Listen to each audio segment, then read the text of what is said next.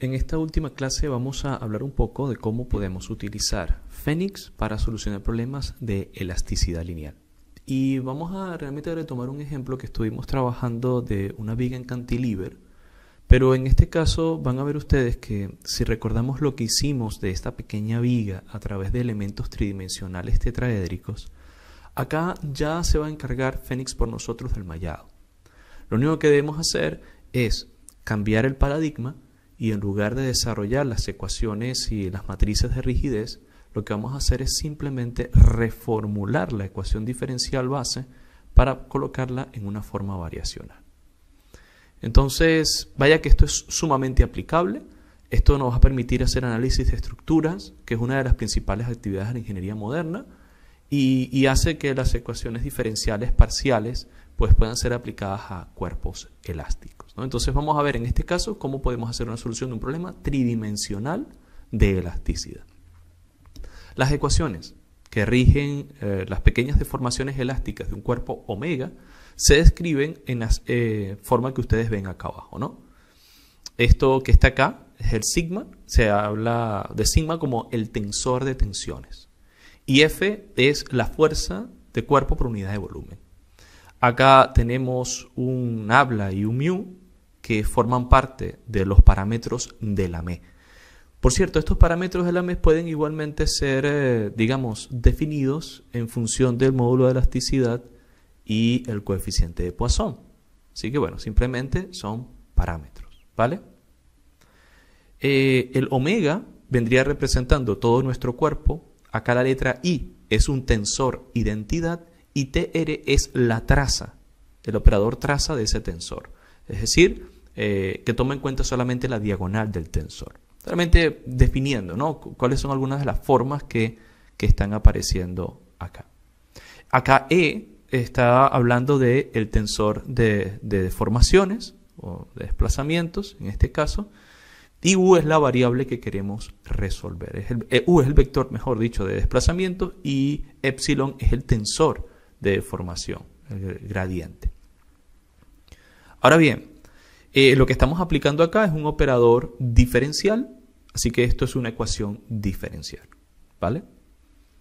Si nosotros sustituimos esta ecuación en la anterior y así por el estilo, es decir, lo que estamos haciendo es incrustar la ecuación constitutiva en la formulación original, vamos a obtener que esta es la definición adecuada del estado tensional, ¿vale? Podríamos haber escrito la ecuación anterior con un solo vector U, ¿vale?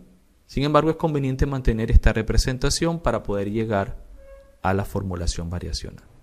Ahora, ¿cómo llegamos a la formulación variacional? Luego de haber trabajado un poco las ecuaciones anteriores, ¿vale? Lo que tenemos que hacer es multiplicar por una función de prueba.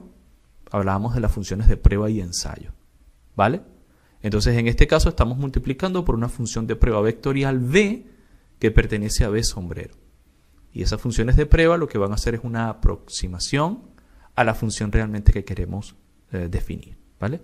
Como nabla contiene derivadas de segundo orden, porque esta es la segunda derivada parcial de la función con respecto a sus variables internas, estamos integrando por partes para disminuir el grado de la función de la derivada parcial.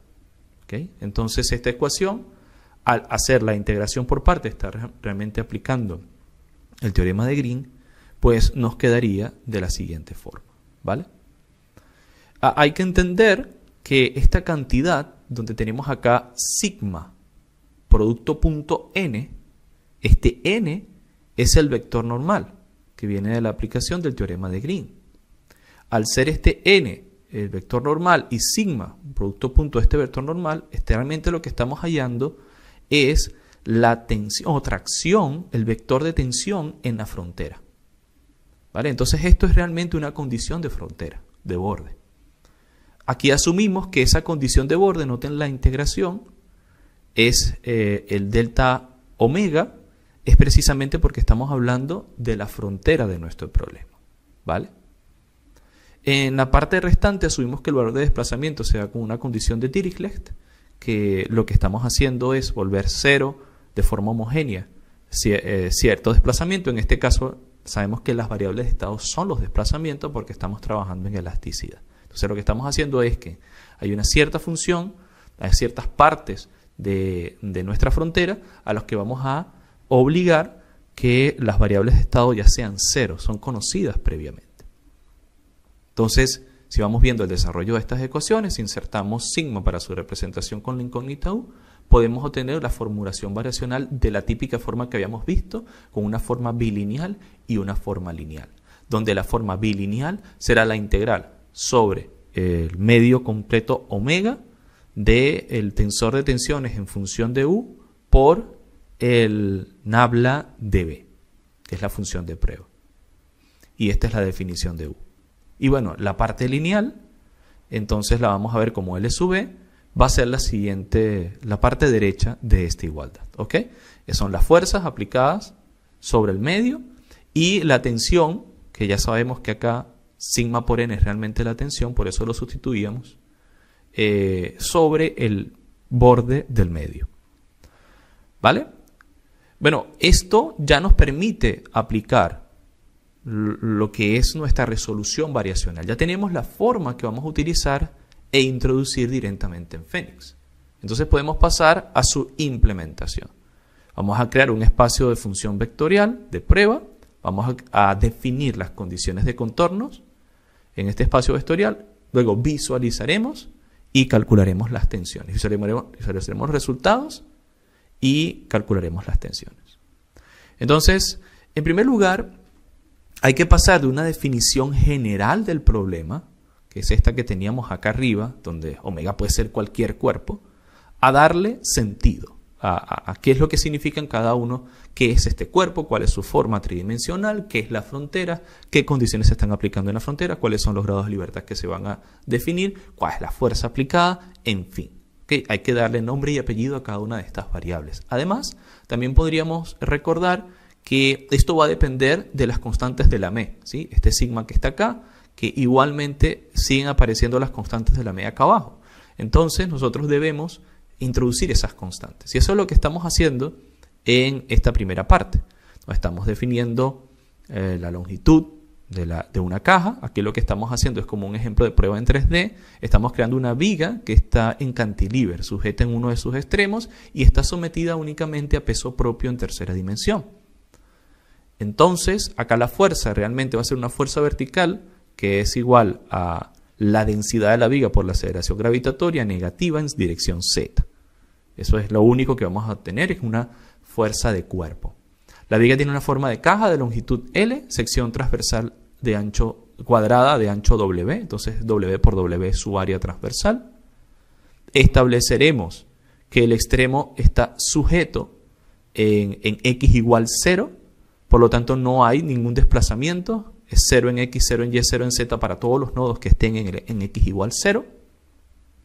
Y el resto está libre de tracción. Es decir, vamos a establecer que no hay tracción, no hay fuerzas de tracción aplicadas sobre el elemento en ninguna parte de su, digamos, de su borde, ¿no? Entonces, esto es lo que estamos haciendo acá, definiendo las variables, las constantes, L igual 1, W igual a 0.20, ¿vale? Que lo habíamos definido acá transversalmente.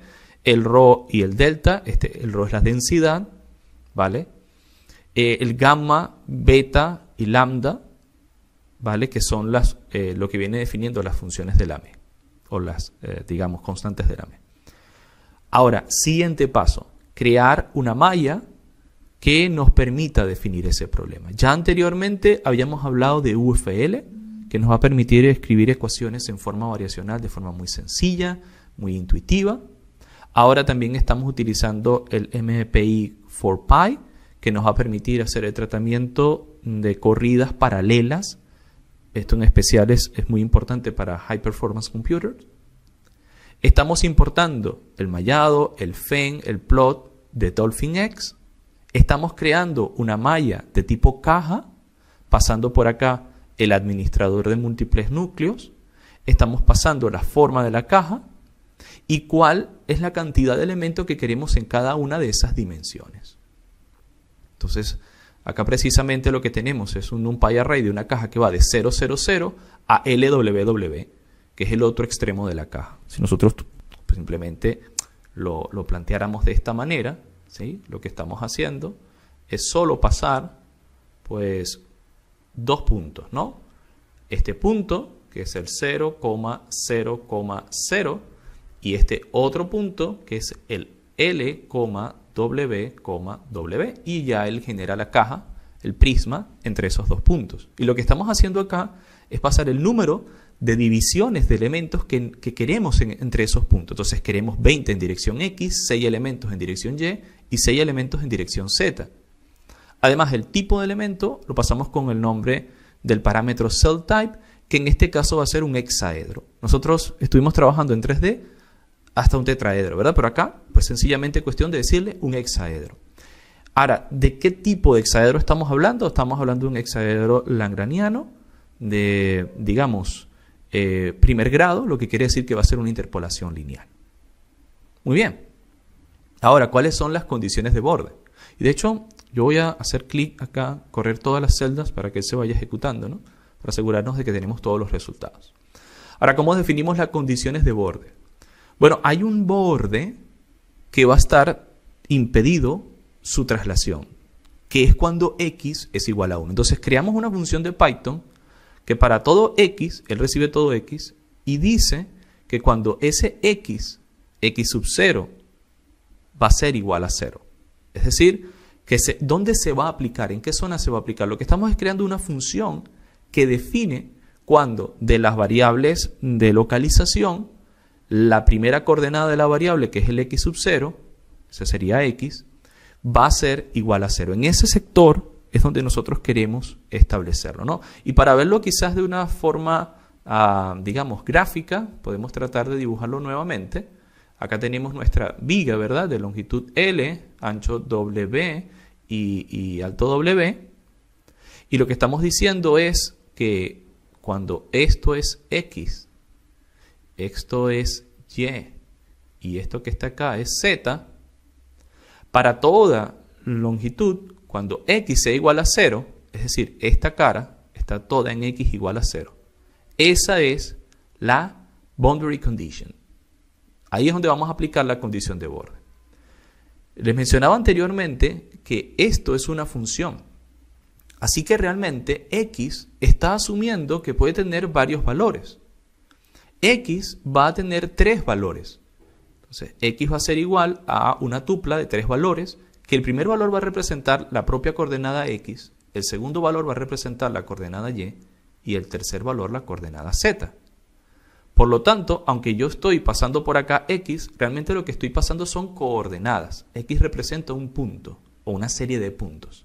Y estoy diciendo que la primera coordenada, que vendría siendo X sub 0 en notación de Python, X índice 0, va a ser igual a 0. Y ese es el área del boundary condition. Entonces, definido eso, lo que hacemos es a continuación decir cuáles son la cantidad, las dimensiones de la topología y establecer dónde va a ser las caras de esa condición de borde. Entonces, ubica las caras de la condición de borde. Locate entities boundary. Ubica la cara de la condición de borde. Entonces, en esa malla total, ubica aquellas entidades dentro del dominio para la dimensión fdim que habíamos hablado por acá, de que cumplan con esta función donde X es igual a 0. Entonces, a continuación, lo que vamos a decir, entonces, ¿cuál va a ser el U en esa condición? Acá lo tenemos localizado, pero ¿cuál va a ser el U en esa condición? El U va a ser igual a 0, 0, 0. Ese va a ser el U. Es decir, que bajo esta condición, nosotros vamos a aplicar, o mejor dicho, bajo esta situación topológica, en esta cara, vamos a aplicar esta condición de deformación. Es decir, que vale 0. Y lo que hacemos es hacerlo a través de una condición de borde de Dirichlet, ¿okay? Que no es más que aplicar una condición homogénea de condición de borde.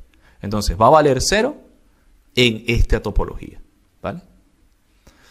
Luego, como queremos que la atracción sobre el límite sea 0, creamos una constante que va a ser un escalar 0, 0, 0, y a eso lo vamos a llamar t. Y esa es la atracción.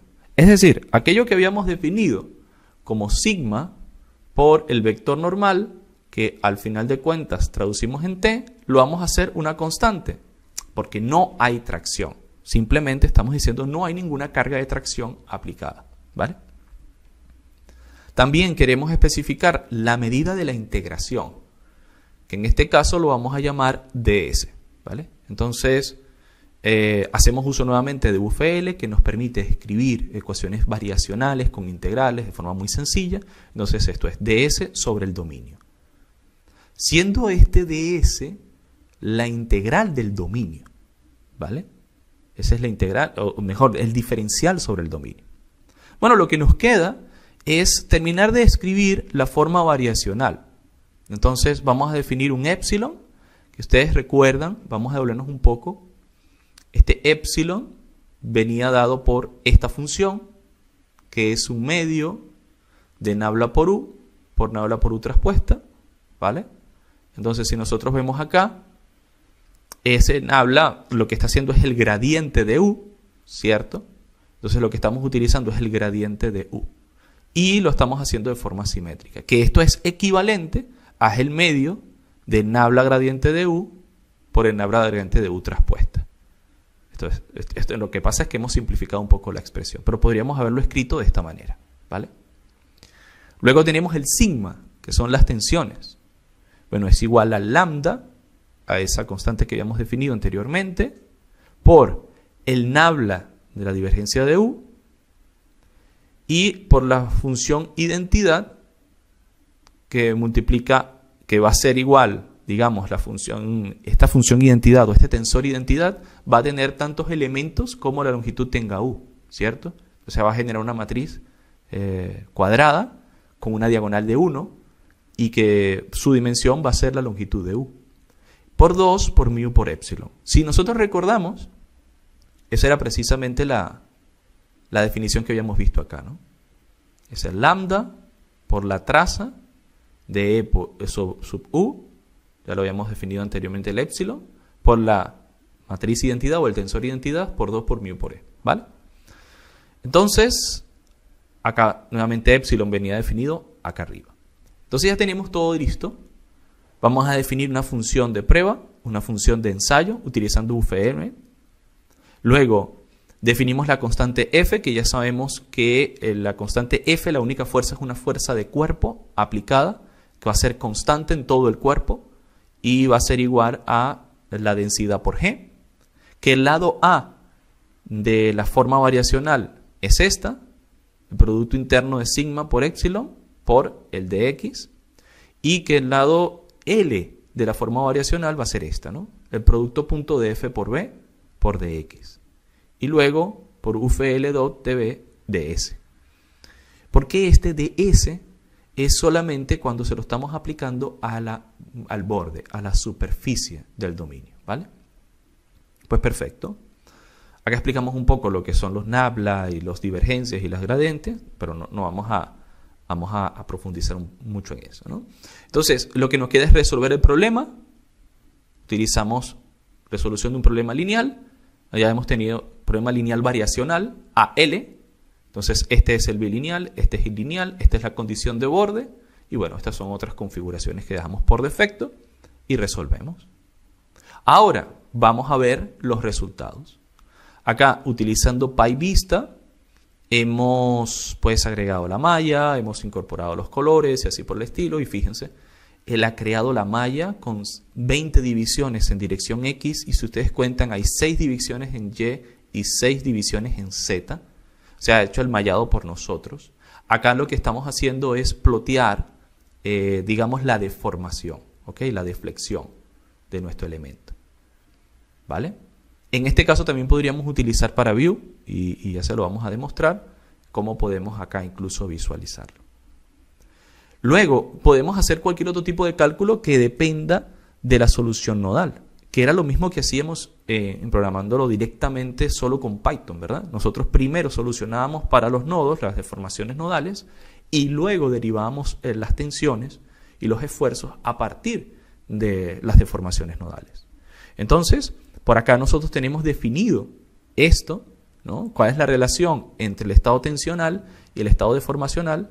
En este caso vamos a utilizar la tensión de von Mises, ¿vale? Que es 3 medio de S producto punto de S, esto es, digamos, el producto entre tensores, producto punto tensorial, y que ese tensor desviador viene dado precisamente por sigma sub 1 menos 1/3 de la traza, que es el valor medio, ¿verdad?, de tensión. Entonces, lo que hacemos es escribirlo directamente. Miren lo que estamos haciendo, ¿no? Sigma U, aquí está, sigma U, menos 1/3 de la traza de sigma U, menos 1/3 de la traza de sigma U por la matriz o el tensor identidad. Y eso va a ser, von Mises va a ser entonces la raíz cuadrada, noten que aquí dice square root, raíz cuadrada de 3 entre 2 por el producto interno de S por S, ¿vale? Producto vectorial. Producto tensorial. Muy bien, entonces ya tenemos la variable de von Mises. ¿Ok? Ahora esta variable de von Mises la podemos, con esta expresión que acabamos de establecer acá arriba, podemos generar una expresión para la evaluación sobre todo del elemento finito, porque aquí lo que hemos hecho es plantear la ecuación a evaluar, y ahora lo que tenemos que hacer es volcarla sobre el mallado y nuestro dominio. Entonces, esto es lo que estamos haciendo, generar una expresión para la tensión y aplicarla sobre el espacio B. ¿Ok? Y bueno, aquí finalmente lo que estamos haciendo es ese esfuerzo, pues terminar de plotearlo. Entonces fíjense que lo que hacemos es, para este esfuerzo que estaba creado acá arriba, que fue interpolado en todo el medio continuo, para cada uno de los elementos finitos, acá lo estamos llamando en forma vectorial array, es decir, genera prácticamente un array de NumPy que luego podemos utilizar para plotearlo en PyVista. Y eso es lo que estamos haciendo. Entonces, fíjense, acá está ploteado el elemento totalmente. ¿Qué hemos hecho con todo esto, ¿no? Lo que hemos conseguido es, y obviamente, esto no hay que hacerlo siempre. O sea, la derivación de las ecuaciones diferenciales parciales no hay que hacerla siempre. Esto es sencillamente, luego que usted la conoce, la deja ya definida. ¿Qué es lo que va a cambiar de un problema a otro? Bueno, la definición del dominio y de las cargas y de las condiciones de borde. Pero realmente la formulación variacional siempre será la misma. Así que obviamente nosotros podemos aplicar esto a cualquier geometría en el que queramos estudiar deformaciones de ciertos elementos. Y lo que hay que hacer es incluir las características necesarias de la ecuación constitutiva, es decir, el módulo de Young y el coeficiente de Poisson según sea necesario. Entonces esto es un problema que nos permite evaluar, ¿no? ¿Qué es lo que está ocurriendo? Bueno, al ejecutar todo este código, ustedes podrán ver que también se generan unos resultados en esta línea que pasé por alto a propósito. Acá lo que estamos haciendo es utilizando el I/O, que es input-output de la biblioteca, que ustedes vieron que lo cargamos un poco más arriba, ¿no? De UFL, acá UFL, bien, perdón, de DolphinX, Dolphin específicamente. De Dolphin hemos cargado esta biblioteca o módulo dentro de la biblioteca DolphinX que es para entradas y salidas. Y precisamente acá estamos utilizando ese módulo de entradas y salidas para escribir un archivo XDMF, que es un archivo que podemos leer en ParaView. ¿Vale? Si nosotros vamos acá a los archivos, ustedes van a poder observar que acá se está diciendo que hay un archivo XDMF. Entonces, ¿qué es ParaView? Bueno, si ustedes simplemente buscan en Google, van a ver que ParaView no es más que un software, también multiplataforma de código abierto, es decir, no tiene ningún costo y además podemos colaborar en su desarrollo para visualización científica interactiva. Es decir, que lo que ya hemos hecho acá a través de imágenes, de hecho, PyVista podría permitirnos inclusive rotar un poco las imágenes. Sin embargo, en este caso, como lo estamos ejecutando dentro de JupyterLab, hay ciertos problemas de compatibilidad, ¿no? Pero PyVista podría inclusive permitirnos rotar la imagen, ¿okay? Directamente dentro del cuaderno de Jupyter. Pero sin embargo, si queremos verlo en 3D y girarlo, podemos utilizar este software gratuito, ¿sí? Ustedes basta que lo descargan la última versión para Windows según sea necesario y lo instalan. Entonces, si nosotros ahora, después que tenemos eso instalado, pues descargamos esto a nuestro computador, ¿vale? Y vamos a dejarlo acá en desktop. Y vamos a jugar deformación XDMF. Guardamos. Y ahora abrimos. Entonces eso nos va a permitir visualizar el resultado en ParaView directamente. Vamos a esperar que abra. Ahí abrió, ¿no? Entonces le decimos, OK. Y él precisamente nos va a permitir, ¿ok?, aplicar la deformada, ¿no? Es decir, que de estos elementos podríamos empezar a ver su deformación. Muy bien. Entonces acá ya lo tenemos. Y bueno, si nosotros acá aplicamos ciertas formas, fíjense, podemos devolvernos un poco al cuaderno. Acá hay algunos comentarios que pueden servirnos, ¿no? En primer lugar, podemos abrir el archivo de XDMF. Noten que no solamente deben descargar este archivo, sino también este otro para verlo en ParaView. Luego pueden aplicar y presionar el botón Warp by Vector, que es filtros alphabetical Warp by Vector, lo que nos va a permitir ver precisamente cómo se deforma el vector de formación, ¿no? Entonces, si nosotros seleccionamos acá, fíjense que por acá dice Warp by Vector, ¿vale? Si lo aplicamos, entonces vamos a ver allí cómo se deforma, ¿vale? La deformada. Y en lugar de colocar un vector sólido, podemos colocar una representación por deformación. Entonces, recuerden, deben descargar el archivo XDMF de la ejecución. También deben descargar el archivo H5 para poder observarlo, ¿no?